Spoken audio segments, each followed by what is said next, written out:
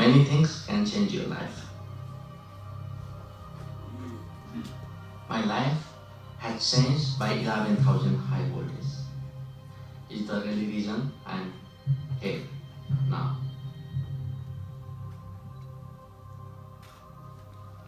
When I was 13 years old, I had an electric shock by touching the high voltage current in Nepal.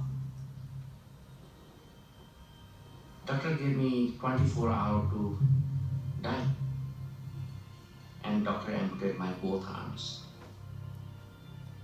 That changed my life completely. I thought there is no way for me. It's everything closed. When people say impossible, I automatically hear it possible. I'll find out another way. That's my talent. Instead of the hand, I was started using my feet. You know, when I go to the mountain, I never see the down. I always see the top of the mountain, and then I just start climbing. When I tell to the people that I can climb the Mount Everest, most of people said, no, it's impossible.